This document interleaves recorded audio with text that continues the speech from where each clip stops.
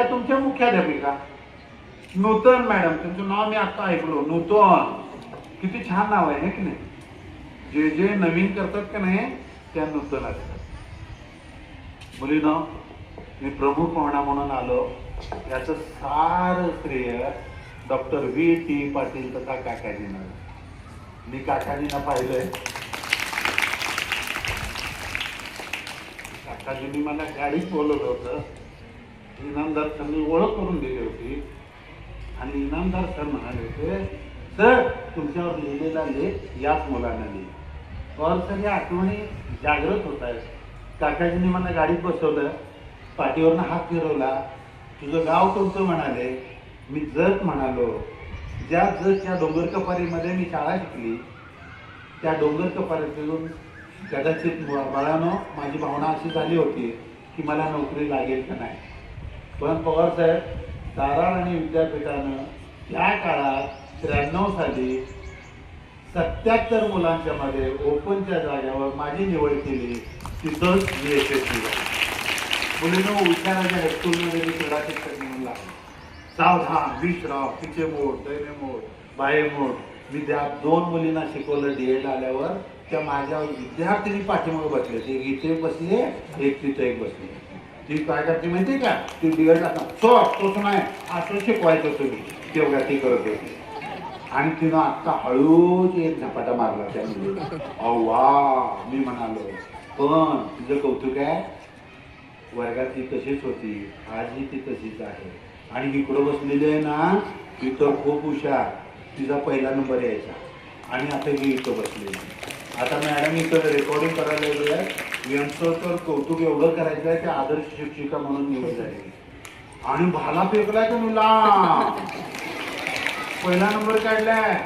आणि हळूच सगळ्या पाहुण्यांना सांगतो की लवकरच पवार साहेब, साळुंखे साहेब त्या PhD होणार आहे. म्हणजे प्राथमिक शाळेमध्ये त्या डॉक्टर होणाऱ्या. अरे फोटो काढ बघा, फोटोग्राफर सुद्धा हसावलाय. डॉक्टर म्हणजे काय असते म्हणणार. तर डॉक्टर साहित्यातल्या त्या डॉक्टर आहे. बाळानं हे तुम्हाला एवढ्यासाठी सांगितलं की मी आता ऐकत होतो स्नेहल गाणं म्हणून, तुझा नंबर आला आणि माझं मन भरून आहे. तुम्ही कविता गाता, गाणी म्हणता, गाणी ऐकता, गाणी दुसऱ्याला म्हणावं लागतात. अशी एखादी स्नेहल आपल्या शाळेत आहे. आमच्या उषाराजी हायस्कूलमध्ये असायचे आणि आजही आहे. आमच्या कारणी विद्यापीठात असायचे, आमच्या कमला कॉलेजमध्ये असायच्या. आणि एवढंच नव्हे, आता नवं झालेलं आमची खरं तर बालवाडी मॅडम, मी तुमच्यापासून सुरुवात करणार आहे ना का. हां, ही बालवाडी पलीकडे आहे. आम्ही तिथं जायचो, तिथं तास बघायचो, तास घ्यायचो. आमच्या महात्मा मॅडमाच्या गावात तिकडे अगोदर तिथला तास घेऊन यायचा. मग 10वीचा तुमचा तास चांगला होता. लहान बालकांना शिकवणं, नंतर प्राथमिक शाळेत शिकवणं, नंतर हायस्कूलला शिकवणं. आणि मग मी DEDचा शिक्षक झालो. मग DEDचा मी प्राध्यापक झालो. काही काळात मी प्राचार्य झालो, पुन्हा मी प्राध्यापक झालो. आणि मग तुमच्यासमोर प्रमुख पाहुणा म्हणून आलो. हे सगळं जान्हवी मॅडम सांगावंसं एवढं वाटतं की हे इथं अभिनय म्हणून सांगायचं नाही, कथाकथन म्हणून सांगायचं नाही.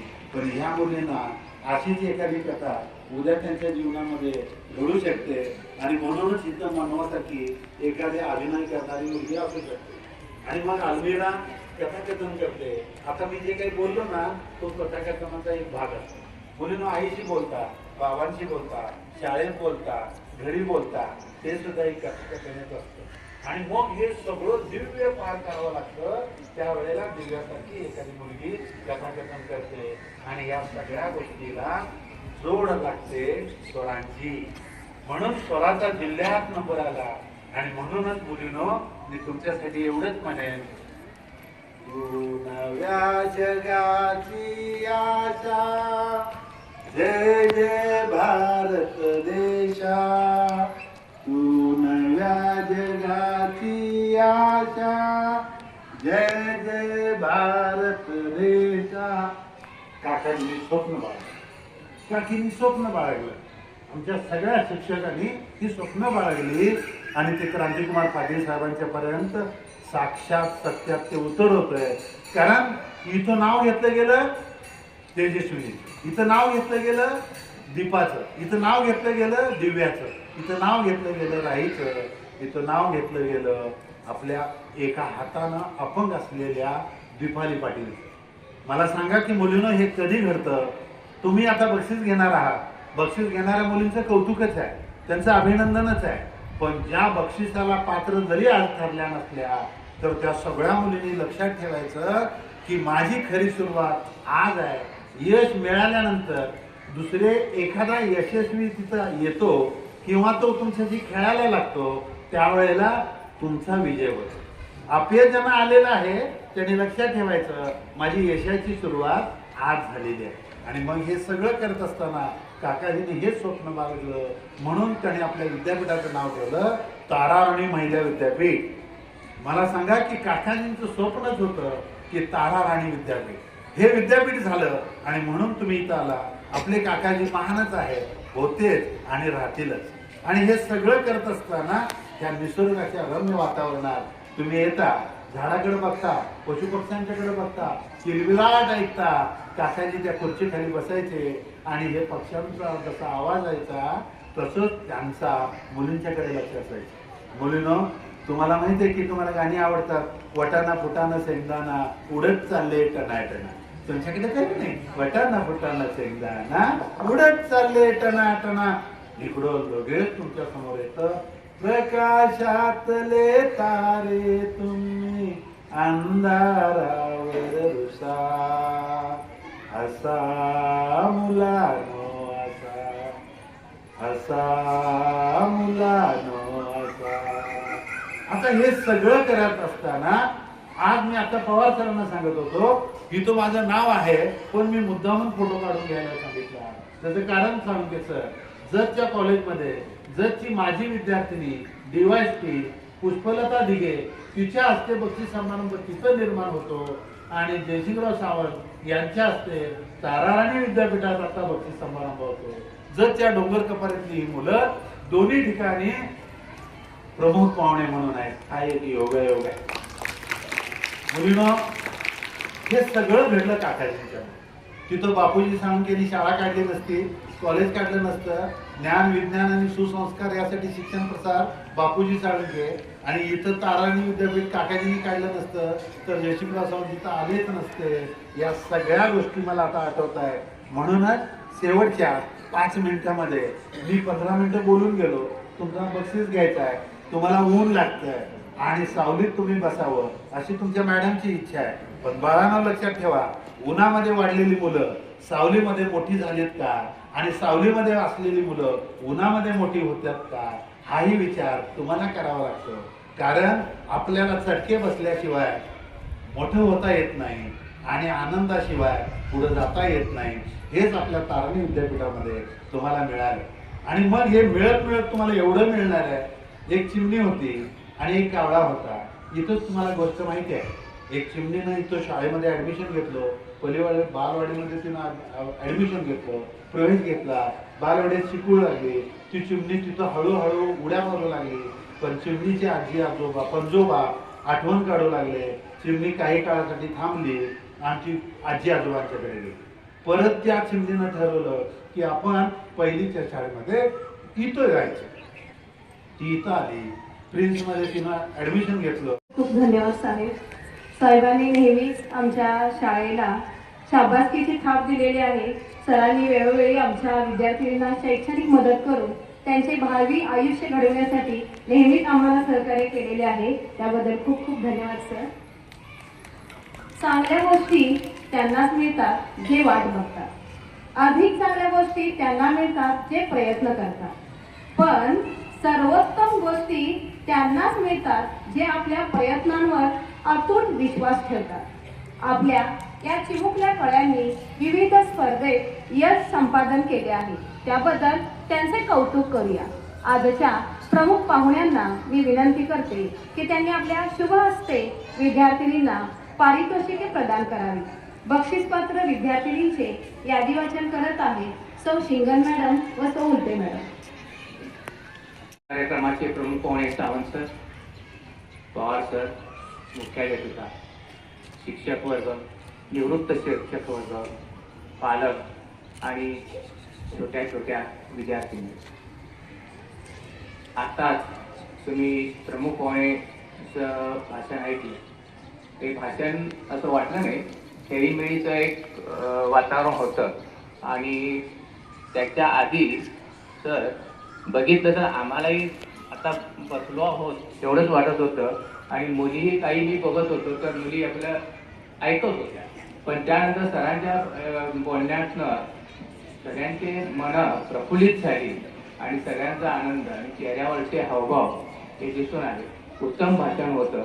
त्यामुळे मी फार काही सांगणं इतकंसं इष्ट नाही आहे. तरी पण संस्थेच्या वतीनं विनंती केल्यानुसार मी 2 शब्द फक्त सांगतो. काकाजी आणि काकीजी यांनी हे जे भव्य दिव्य असं काही संस्था उभी केलेली आहे, यामध्ये तुम्ही शिकतात हे तुमचं नशीब आहे. अशा शाळेमध्ये आणि अशा ग्राउंड असणं किंवा सगळ्या, मगाशी मी मॅडम सांगताना ऐकलं की सगळ्या सुविधा इथं उपलब्ध आहेत. काही नाही असं नाही. मी तिथं बसलो होतो त्यावेळेला मी त्या ग्राउंडकडे बघितलं तर काही मुली स्पोर्ट्समध्ये प्रॅक्टिस करत होत्या. आणि प्रास्ताविकामध्ये सांगितलं तसं सगळ्या गोष्टी, सगळ्या सुविधा ह्या शाळेमध्ये उपलब्ध आहेत. आणि मध्यवस्तीच्या ठिकाणी असं मोठं ग्राउंड असणं आणि एवढी मोठी संस्था असणं हे भाग्य आहे. आणि त्याला त्याचं श्रेय सगळं काकाजी आणि काकाजी आणि काकीजींना जातं. त्यांनी आयुष्यभर ते संस्था कशी मोठी होईल याकडे लक्ष दिलं. त्याच्यासाठी बरेचसे परिश्रम घेतले हे मला जवळनं माहिती आहे. आणि त्याचा उपयोग आता तुम्हा सर्वांना होतोय, त्याचा आनंदही आहे. आणि सर्व मुलींनी, मी मगाशी विचार केला होता की शिक्षण आणि सर्वांगीण विकास असं व्हायला पाहिजे, असं आपल्याशी बोलावं किंवा सांगावं असं माझ्या मनात विचार आला होता. पण जे प्रास्ताविक आणि जे अहवाल ऐकला त्यावेळेला असं वाटलं की इथं काहीच सांगायसारखं नाही आहे. सर्व शिक्षण आणि सर्वांगीण विकासासाठी सगळी सर्व गोष्टी इथं आहेत आणि होत आहेत. आणि सर्वांगीण विकासही होत आहे एवढ्या लहानपणी. आणि ह्या पहिली ते 4च्या इयत्तेमध्ये देखील सर्व मुली सर्व क्षेत्रामध्ये आणि शिक्षकही सर्व क्षेत्रामध्ये पुढे आहेत. हे ऐकूनही मला फार आनंद वाटला. त्यामुळे या शाळेमध्ये शिक्षण आणि शिक्षक आणि सर्व सुविधा उपलब्ध आहेत. त्याचा सर्व मुलींनी, सर्व विद्यार्थिनींनी त्याचा लाभ घ्यावा, मन लावून अभ्यास करावा. प्रत्येक मुलींनी एक ध्येय ठेवा आणि शिक्षण घ्या. शिक्षणाची भीती ठेवू नका. किती मुली शिक्षणाच्या वेळेला, मी ऐकलं की शिक्षणाच्या वेळेला 10वीच्या वेळेला परीक्षा असती आणि मुलं काही आजारी पडतात. कारण एक प्रकारची भीती असते. भीती मनात ठेवू नका. भीती असली की त्यामध्ये आपण भीतो आणि मग त्यामुळे काही गोष्टी अडचणी निर्माण होतात. तर शिक्षणाबद्दलची भीती मनात बाळगू नका. शिक्षणासाठी ध्येय ठेवा आणि पुढे जा. मी गेली 25 वर्ष आणि त्याच्या पूर्वी माझी बहिणी तर 1लीपासून 10वीपर्यंत आणि कमला कॉलेजला शिक्षण घेतले. त्यामुळे तिचं नाव कांचन कापसे. तर त्यामुळे ते 20 वर्ष 10-12 वर्ष असतील. आणि त्यानंतर 2000 पासून मी ह्या संस्थेशी थोडं संलग्न आहे. येतो जातो, काही कार्यक्रमात येतो, काही गोष्टीसाठी येतो. तर मी 25 वर्ष पूर्वीची 10-12 वर्ष, त्यामुळे त्यापासून मी शाळा 40-50 वर्षापासून ह्या संस्थेशी निगडीत आहे, संबंधित आहे. पण मी या 2000 पासून आता 2025 पर्यंत ह्या शाळेत काही कारणास्तव म्हणजे कार्यक्रमासाठी येतो. पण ते मी सातत्य ठेवलेलं आहे. मला सातत्य ठेवण्याची आवड आहे. आणि सर्व मुलींनी देखील सातत्य, अभ्यासामध्ये सातत्य ठेवा, त्याची भीती नाही वाटतात. सातत्य असणं, क्रीडा असो, शिक्षण असो, कोणत्याही गोष्टीमध्ये सातत्य ठेवलं तर तुम्हाला यश हे नक्की येणार हे नक्की. त्याचं एक उदाहरण म्हणून सांगतो. सरांनी चिमणी असं म्हणून हे केलं, त्यावेळेला मला फार आतून असं प्रसन्न हे वेगळं वाटत होतं. छान. तशीच एक चिमुकली होती. मी 2000 सालामध्ये या शाळेत आलो आणि त्या चिमुकलीनं शिक्षण घेत होती. काही निमित्ताने मी थोडं लक्ष ठेवून होतो त्या विद्यार्थिनीवरती आणि ती विद्यार्थिनी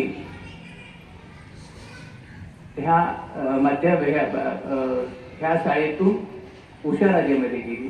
उषाराजेमधून तिला म्हणजे मी हे सांगतोय तर कारण ती ध्येय ठेवायला पाहिजे. त्या मुलीला बऱ्याचशा मुलींना किंवा विद्यार्थ्यांना 10वीला जर काय व्हायचं आहे पुढे असं विचार तर सांगता येत नाहीये. पण ध्येय असलं की ते ध्येय गाठणं सोपं जातं. त्यासाठी ध्येय ठेवलं पाहिजे.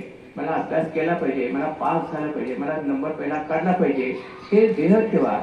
तर त्या मुलीनं त्या चिमुकलीनं तसं ध्येय ठेवलं. शाळेमधनं पासआउट झाल्यानंतर कॉलेजमधनं इथनं ताराणी हायस्कूलमधनं पासआउट झाल्यानंतर तिला मी विचारलं बा तुला काय व्हायचं आहे.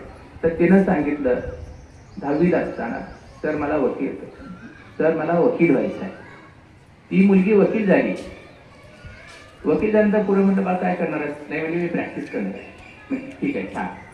त्यानंतर याच वर्षी 4 महिने झाले आणि मला एक दुपारी फोन आला. मी जेवत होतो. सर म्हटले ओळखतात का.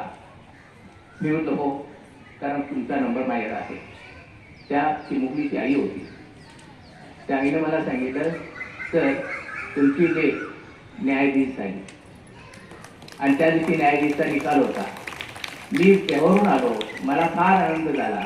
मी शाळेत लगेच फोन केला तुमच्या शाळेतली विद्यार्थिनी जज झाली आणि सरांनी जसं सांगितलं की त्यांना एवढ्या सगळ्यानंतर प्रमुख पाहुणे म्हणून आल्यानंतर किंवा आल्याचा आनंद झाला. तसाच या चिमुकलीला देखील मी इथं प्रमुख पाहुणे म्हणून आणण्याचा प्रयत्न करत आहे.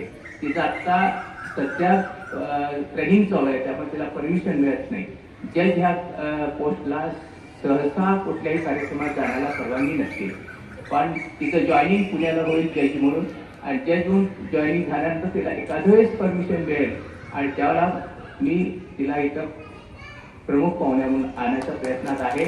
आणि अशा प्रकारे तुम्हीही प्रमुख पाहुणे म्हणून तुमच्या कधीतरी याल ह्याचा मला विश्वास आहे. आणि सर्वांनी सर्वांगीण विकास करून घ्या आणि सर्वांनी यश प्राप्त करा. सर्वांनी मन लावून अभ्यास करा. इथले शिक्षक वर्ग फार चांगले आहेत. निवृत्त असो आत्ताचे असो काही असो. मी 25 वर्ष तरी पाहतो. सर्व शिक्षक वर्ग अतिशय तळमळीनं शिकवतात आणि तळमळीनं सर्व विद्यार्थिनींना प्रथम क्रमांक येईल किंवा सगळ्यात यश मिळेल असे प्रयत्न करतात. तर त्याचा सगळ्यांनी लाभ घ्या.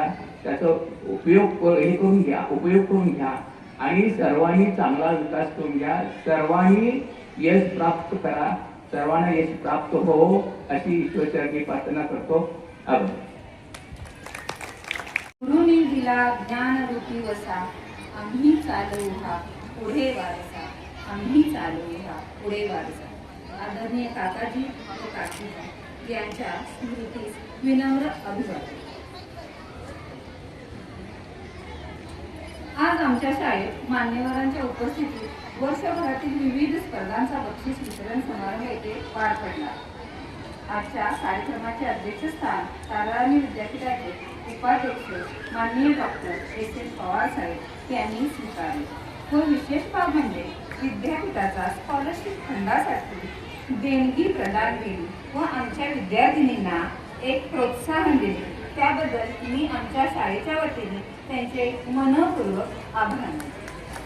त्याचबरोबर आजच्या या बक्षीस समारंभास लाभलेले प्रमुख पाहुणे ताराराणी विद्यापीठाचे DT कॉलेजचे माजी प्राध्यापक, प्रसिद्ध लेखक, प्रसिद्ध वक्ते माननीय श्री सावंत सर यांनी आपल्या शुभ हस्ते आमच्या विद्यार्थिनींना बक्षीस वितरण केले व छान असे आजचा खरोखरच आनंददायी शनिवार खऱ्या अर्थानं साजरा झालेला आहे.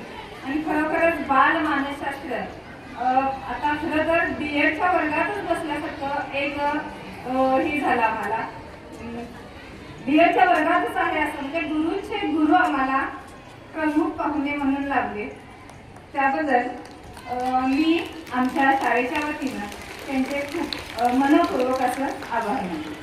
तसेच त्याचबरोबर ताराराणी विद्यापीठाचे कार्यकारी अध्यक्ष डॉक्टर क्रांतिकुमार पाटील साहेब व सचिव श्री प्राजक्त पाटील साहेब यांनी वेळोवेळी आम्हाला मार्गदर्शन केले.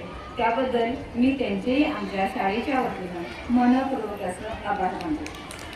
ताराराणी विद्यापीठाचे संस्था प्रतिनिधी माननीय श्री आनंदराव साळुंखे सरांचे मी मनपूर्वक आभार मानते. तसेच देणगीदार श्री कनांडेकर सर, श्रीमती दानवे मॅडम व त्यांचे बंधू राजदर्शन दानवे, त्याचबरोबर रोटरी क्लबचे सिनियर मेंबर श्री सुभाष कापसे साहेब, ज्यांनी गेल्या वर्षी सुद्धा ज्याप्रमाणे अगोदर एक जी मुलगी दत्तक म्हणून घेतली होती शैक्षणिक कार्यासाठी, ती मुलगी जज झाली, त्याचबरोबर गेल्या वर्षी सुद्धा अशीच एक इयत्ता पहिलीची मुलगी सुद्धा सावित्रीबाई फुले दत्तक म्हणून घेतलेली आहे. त्याबद्दल मी त्यांचं ही परंपरा सुरू ठेवल्याबद्दल आमच्या शाळेच्या वतीनं मी त्यांचं मनपूर्वक आभार मानते. तसेच संस्थेचे सर्व पदाधिकारी, आमच्या शाळेच्या मुख्याध्यापिका सौ आत्राम मॅडम, त्याचबरोबर बालभवनच्या संचालिका माननीय सौ काकडे मॅडम यांचेही मी आभार मानते. तसेच संस्थेचे हितचिंतक, सर्व उपस्थित सर्व देणगीदार, ज्यांच्या दातृत्वामुळे आमच्या विद्यार्थ्यांना प्रोत्साहन मिळाले, त्यांचेही मी आमच्या शाळेच्या वतीने आभार मानते. त्याचबरोबर हवालदार मॅडम, महात्मे मॅडम, शांत मॅडम, रामामामा हे सुद्धा उपस्थित राहिले, म्हणून मी त्यांचे खूप खूप आभार मानते. तसेच या कार्यक्रमासाठी उपस्थित सुज्ञ पालक व माझ्या सहकारी सर्व शिक्षिका यांचेही मी मनपूर्वक आभार मानते. तसेच बक्षीस पात्र सर्व विद्यार्थिनींचं पुन्हा एकदा खूप खूप अभिनंदन. आणि तुम्ही सर्व मुली शांत बसून कार्यक्रम ऐकला, कार्यक्रमाची शोभा वाढवली, म्हणून तुमचेही खूप खूप कौतुक करते व या कार्यक्रमाची शांता होते असं घोषित करते. धन्यवाद.